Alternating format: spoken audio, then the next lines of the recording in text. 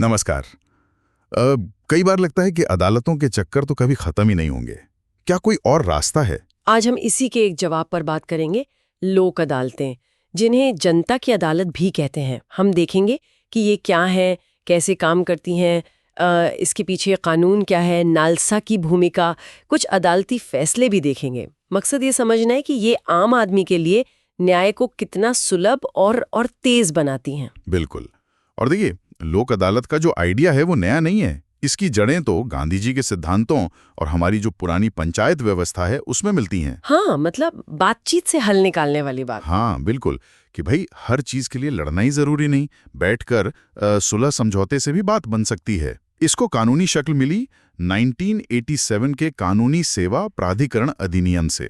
हालांकि पहला प्रयोग तो गुजरात में 1982 में ही हो गया था, और इन्हें चलाने का काम राष्ट्रीय और राज्य कानूनी सेवा प्राधिकरण मतलब नालसा और स्टेट अथॉरिटीज करती हैं। अच्छा, तो इनका मुख्य काम क्या सिर्फ कोर्ट का बोझ कम करना है या कुछ और भी है? देखिए, बोझ कम करना तो एक बहुत बड़ा फायदा है, इसमें कोई शक नहीं। लेकिन इनका असली मकसद है सुलह, समझौता। ऐसे विवाद जो कोर्ट में चल रहे हैं और वो भी जो अभी कोर्ट तक पहुंचे ही नहीं हैं, दोनों। अच्छा, प्री लिटिगेशन स्टेज वाले भी? हाँ जी। और सबसे बड़ी बात, न्याय को सस्ता और आसान बनाना। कोई कोर्ट फीस नहीं लगती। कोई फीस नहीं? जी नहीं। और वकील करना भी अनिवार्य नहीं है। मतलब लोग खुद अपनी बात रख सकते हैं। ये जो अनौपचारिक तरीका है ना, ये हमारी जड़ों से भी जुड़ता है। ये तो काफी अच्छा है। इनकी बनावट कैसी होती है? मतलब ये कहाँ लगती हैं अदालतें? इनका नेटवर्क तो समझिए पूरे देश में है। नेशनल लेवल पे, फिर स्टेट, डिस्ट्रिक्ट और तालुका लेवल तक। यहाँ तक कि सुप्रीम कोर्ट और हाई कोर्ट लीगल सर्विसेज कमेटियां भी इन्हें ऑर्गेनाइज करती हैं। और एक खास तरह की होती है स्थायी लोक अदालत। स्थायी लोक अदालत, ये क्या रेगुलर कोर्ट जैसी होती है? नहीं, रेगुलर कोर्ट जैसी नहीं, पर थोड़ी अलग है। ये खास तौर पर जन उपयोगी सेवाओं, पब्लिक यूटिलिटी सर्विसेज के लिए है। जैसे बिजली, पानी, ट्रांसपोर्ट, डाक, बीमा वगैरह। और इनमें 1 करोड़ रुपए तक के मामले सुने जा सकते हैं। 1 करोड़ तक? और ये स्थायी क्यों कहलाती हैं?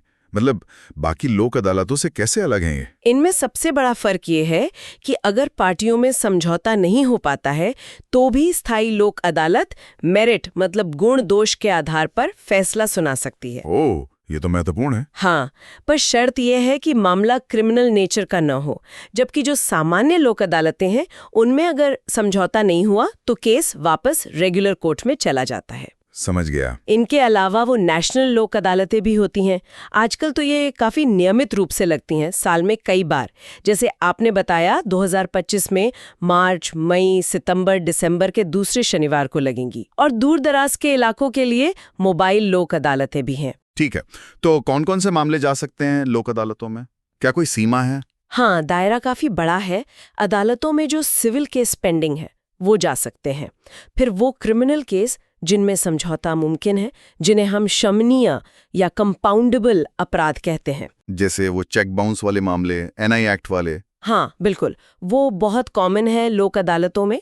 और जैसा मैंने कहा, वो मामले भी जो अभी कोर्ट में नहीं आए हैं, प्री लिटिगेशन वाले, जैसे पैसे की रिकवरी, लेबर डिस्प्यूट, बिजली पानी के बिल, पति पत्नी के झगड़े, जमीन अधिग्रहण के मुआवजे के मामले, बैंक रिकवरी, पेंशन, कंज्यूमर शिकायतें, म्यूनिसिपैलिटी के मामले, इस तरह के। लेकिन गंभीर क्रिमिनल केस नहीं, जो नॉन कंपाउंडेबल यानी अशमनीय अपराध है वो इनके दायरे से बाहर है। ठीक है, अब ये बताइए कि काम कैसे होता है यहाँ, प्रक्रिया क्या है? आपने कहा अनौपचारिक है। हाँ, यही इनकी खासियत है। प्रक्रिया बहुत लचीली है।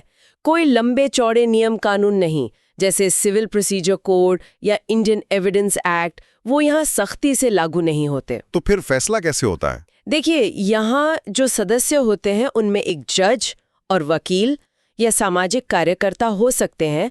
वो असल में सुलहकर्ता की भूमिका निभाते हैं। उनका काम है दोनों पक्षों को समझा बुझाकर एक आपसी सहमति वाले समाधान तक लाना। और अगर समझौता हो गया तो लोक अदालत एक अधिनिर्णय यानी अवार्ड जारी करती है। अवार्ड? हाँ, अवार्ड। और इस अवार्ड की कानूनी ताकत बिल्कुल सिविल कोर्ट की डिक्री के बराबर होती है। यानी ये पूरी तरह लागू करने योग्य है? हाँ जी, और ये फाइनल होता है, अंतिम। दोनों पार्टियों को मानना पड़ता है। और सबसे अहम बात, इसके खिलाफ कोई अपील नहीं होती। कोई अपील नहीं, कहीं भी? जी नहीं, कोई अपील नहीं, मामला वहीं खत्म। हाँ, अगर कोई पक्ष अवार्ड से संतुष्ट नहीं है तो वो उस मुद्दे पर अलग से केस दायर करने के लिए स्वतंत्र है, पर अवार्ड के खिलाफ अपील नहीं कर सकता। अच्छा, लेकिन एक सवाल मन में आता है, जब प्रक्रिया इतनी अनौपचारिक है और सुलह पर जोर है, तो क्या ये मुमकिन नहीं कि कोई ताकतवर पार्टी कमजोर पार्टी पर दबाव डाल दें? ये चिंता बिल्कुल जायज है, और लोक अदालत का पूरा सिद्धांत ही स्वैच्छिक सहमति पर टिका है। जो सदस्य हैं उनकी ये जिम्मेदारी है कि वो देखें कि समझौता बिना किसी दबाव, धोखे या गलती के हो रहा है। अगर किसी भी स्टेज पर लगता है कि सहमति फ्री नहीं है तो पक्ष मना कर सकते हैं, और जैसा कहा, स्थायी लोक अदालत को छोड़कर मामला वापस रेगुलर कोर्ट चला जाएगा। तो सेफ्टी नेट तो है, पर हाँ, सतर्कता जरूरी है। और न्यायपालिका का क्या रुख रहा है इन पर? क्या कोर्ट्स ने इनके फैसलों को मान्यता दी है? बिल्कुल दी है, कानूनी आधार तो है ही। जैसा हमने कहा, लीगल सर्विसेज अथॉरिटीज एक्ट 1987 और संविधान का आर्टिकल 39A भी, जो समान न्याय और मुफ्त कानूनी सहायता की बात करता है। इसके साथ ही सुप्रीम कोर्ट ने कई बार इनके महत्व को रेखांकित किया है, साफ कहा है कि लोक अदालत का अवार्ड अंतिम और बाध्यकारी है। अच्छा। हाँ, जैसे 2017 और 2022 के कुछ फैसलों में सुप्रीम कोर्ट ने ये स्पष्ट किया। उन्होंने ये भी कहा है कि इसे चुनौती सिर्फ बहुत ही सीमित आधारों पर, जैसे फ्रॉड हुआ हो या अधिकार क्षेत्र का उल्लंघन हो, और वो भी आम तौर पर संविधान के अनुच्छेद 226 या 227 के तहत रिट याचिका के जरिए ही दी जा सकती है। राजस्थान हाई कोर्ट और आंध्र प्रदेश हाई कोर्ट के भी ऐसे ही विचार हैं। तो मतलब ये एक स्थापित और कानूनी रूप से मजबूत व्यवस्था है। हाँ, इसमें कोई दो राय नहीं। तो कुल मिलाकर हम कह सकते हैं कि लोक अदालतें वाकई न्याय तक पहुंचने का एक तेज, सस्ता और कम औपचारिक रास्ता है, जो सुलह पर जोर देती हैं और जिनके फैसलों को पूरी कानूनी मान्यता प्राप्त है। बिल्कुल सही। ये अदालतों का बोझ कम करने के साथ साथ लोगों को जल्दी न्याय दिलाने का एक महत्वपूर्ण जरिया है, और ये हमें सोचने पर भी मजबूर करता है कि क्या ये जो स्थायी लोक अदालतें हैं, खासकर पब्लिक यूटिलिटी सर्विसेज के लिए, क्या ये अपनी मौजूदा भूमिका से और आगे बढ़ सकती हैं? क्या ये उन लोगों के लिए न्याय का एक और ज्यादा प्रभावी विकल्प बन सकती हैं, जिनके लिए शायद आज भी रेगुलर कोर्ट्स तक जाना एक बड़ी चुनौती है? इस पर सोचना दिलचस्प होगा।